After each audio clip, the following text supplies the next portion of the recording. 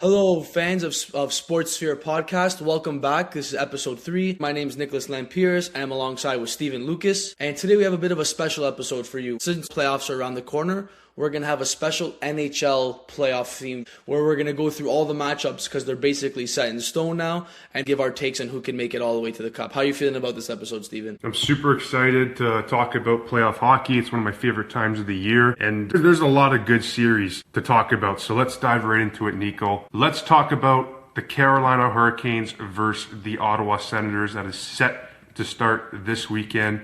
Niko, what's your prediction and thoughts on this matchup? I think it's going to be Carolina. I think it's going to be a bit of a cakewalk. Carolina, first in the East, clinched it by 4 points this year. Second overall in the NHL. I think they're going to be too strong for Ottawa. I can see Carolina maybe taking this in 5. Season series, Carolina beat them twice. Ottawa beat them once near the end of the year. But you have guys like Svechnikov, Sebastian Aho. Not the greatest goaltending, but I think Carolina take this comfortably. I think out of all this series in the East, it's probably the one that is the most easy to predict. What do you think? Wow, I'm actually going to take a different route here, and I'm going to say the Ottawa Senators win this series in 6. It's worth acknowledging this Senators team has been much better in the second half of the season than the Carolina Hurricanes, and in comparison to a lot of other teams in the NHL. Since returning from the Olympic break, the Senators are 10th in even strength goal differential, 10th on the power play, and 5th on the penalty kill. Those are pretty important aspects of the game if you want to be successful in the NHL, and in the playoffs it's going to be even more crucial. I just think the way Travis Green has the Ottawa Senators playing right now, just a really tough team to play against, in your face, high pressure. I think that goes a lot further in the playoffs than skill does, which is the Carolina Hurricanes. They're a very skilled team, but at the end of the day, they're not as gritty as you want to be come playoff time. I think Ottawa's X factor will be Linus Ullmark if he could be in top form like we've seen him in Boston, and he played pretty good last year in the playoff series versus Toronto. I think Ottawa has the advantage in this series personally, but it's playoff hockey. Anything could happen, but I'm excited to see how Ottawa plays. Yeah, I think Ottawa will definitely give him a game, for sure. I think it'll definitely give him a series, but I just think Carolina will be too good for them. End of the season form does matter. Carolina 7-2-1 in their last 10. Carolina made it past the first round for a long time now and have just been struggling at that conference final a lot of the times. Like last year, lost to Florida. We have a team like New Jersey they beat last year, 4-1. I think Ottawa is a similar level to that New Jersey team, and Ottawa's a decent team. They did well to secure their spots in the playoffs because they kept relatively hot and ended up winning 5 of their last 6 games. Now, moving into the other 2 top Metro teams, let's look at one of the most exciting series of the playoffs, Battle of Pennsylvania, Pittsburgh and Philadelphia. Well, looking at the season series, it was split, Philly winning 2 games and Pittsburgh winning 2 games. What are your thoughts on this series? I think this one is going to be a battle for sure. Who is not excited for the Battle of Pennsylvania? This is going to be a great series, and I'm super happy to see Sidney Crosby, Evgeny Malkin back in the playoffs. I'm super excited to see the young guns in Philly get some playoff experience. I'm going to pick Philly in 7. Tocchet has a reputation for instilling quality defensive structure, and he's done it again in Philly, just how they've played down the stretch to secure a playoff spot. It was looking like it was either going to be Columbus or the Islanders for a while, but the sneaky Flyers found themselves in the playoffs by the end of the season. The Flyers were a tough nut to crack defensively 5-on-5, conceding goals on par with the likes of the Dallas Stars and Tampa Bay Lightning. However, they need to show this defensive ability against Pittsburgh, specifically this time around. The Penguins are one of the few teams in the league who had offensive success against the Flyers team, scoring 16 goals across 4 games this season. But I just think the Flyers are riding on such a high right now that they're going to be a hard team to beat. Porter Martone has fit in absolutely perfect with the Philadelphia Flyers.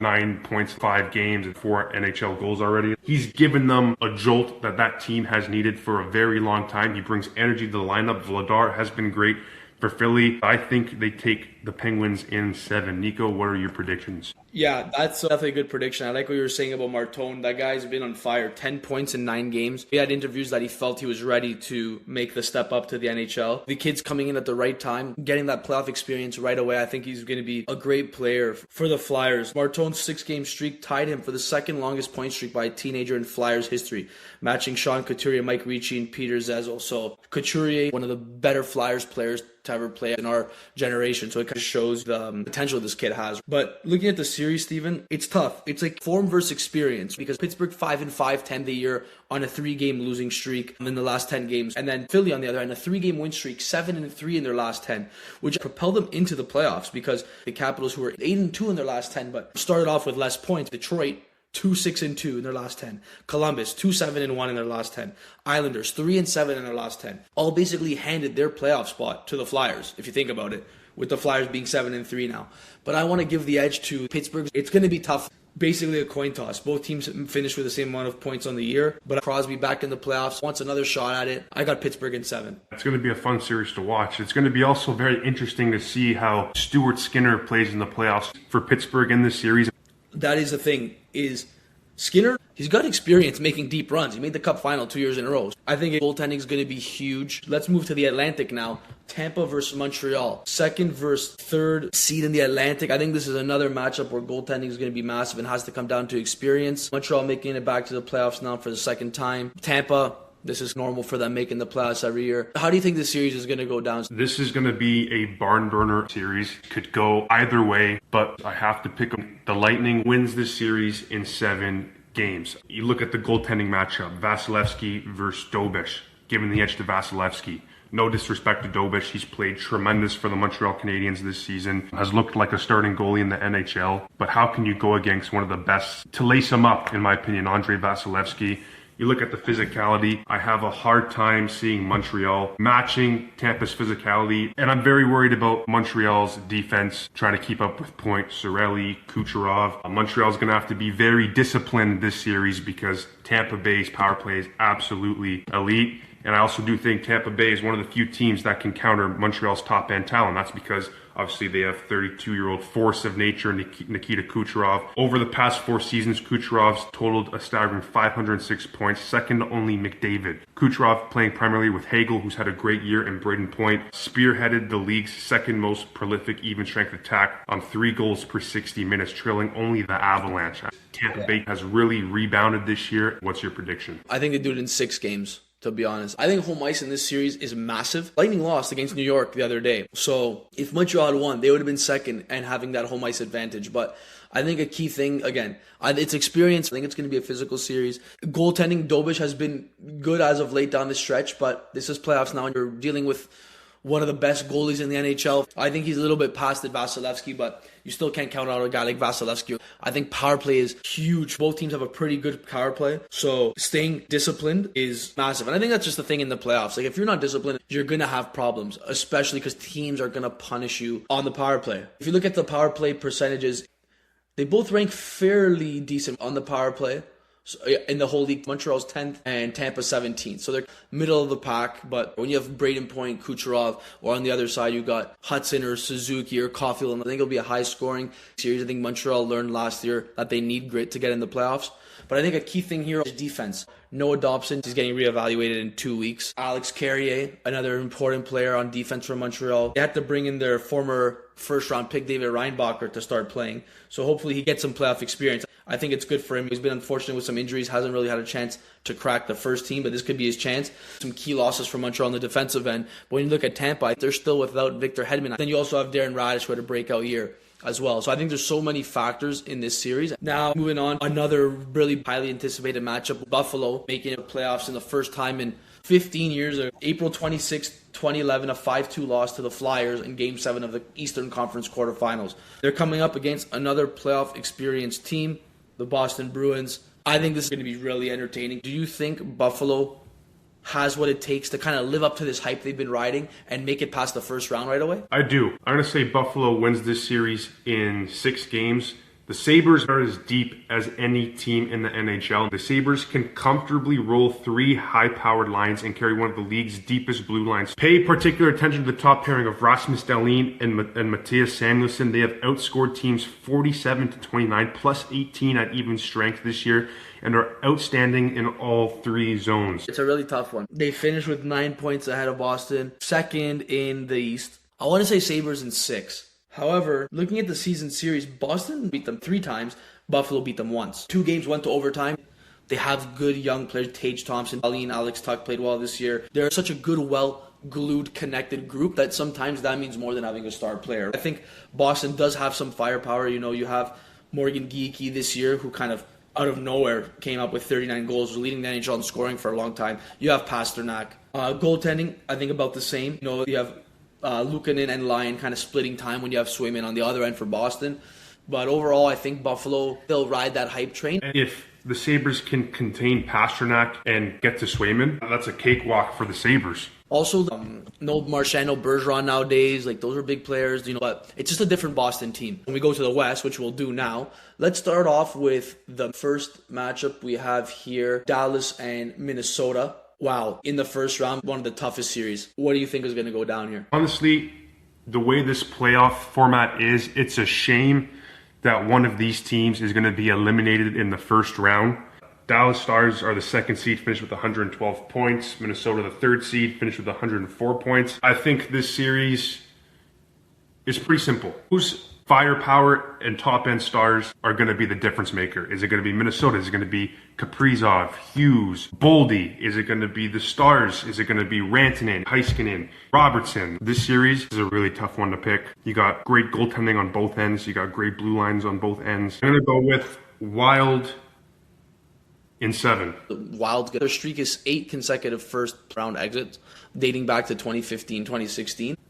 I think they could snap it this year. They added Quinn Hughes to their blue line. Both teams had 240 goal scorers this year in Matt Boldy and Kaprizov for the Wild and Jason Robertson and Wyatt Johnson for the Stars. This one is such a coin toss, but I'm going to give it to the Minnesota Wild. I think their team is really good. I like their team. So is Dallas's, obviously. These teams both finished top 10 in the NHL. Minnesota's bigger and more physical as well. Their leadership's better with the Foligno brothers. Quinn Hughes is really an X factor for that Wild team. We'll move on to the next series here. We have Vegas, Utah. I think Vegas wins. I just think Vegas will be too good. And it's got them playing good hockey going into the playoffs. I mean, the whole team looks a lot better under Tortorella. I think Vegas wins this series in 5 games. I definitely think Vegas has too much. The goaltending, a little bit shaky for me, but so is Utah's. And I just think you have, the Utah team, again, too much inexperience. Vegas have Stanley Cup winners and have more experience. I think having Marner on this Vegas team will actually propel them farther. I think he needed to get out of Toronto, and I think we'll see him flourish in the playoffs. You still have Jack Eichel. You have Mark Stone. Pavel Dorofeyev, I think, is a great player. He's a serious goal scorer, 37 goals this year, and he hit 35 last year. And Shea Theodore in the back end, Rasmus Anderson. But now looking at Colorado, right? LA, you have the second best player in the league, and then you have the best defenseman in the league. I think that says enough. Colorado, 119 points this year. McKinnon, 127 points. Really good player. Marty Nietzsche's 100 points. He's good, but he had 55 with Carolina and then 28 with Colorado. So that was in the same season when he had the trade. He's had 83 points at the century mark this year and didn't even play every game.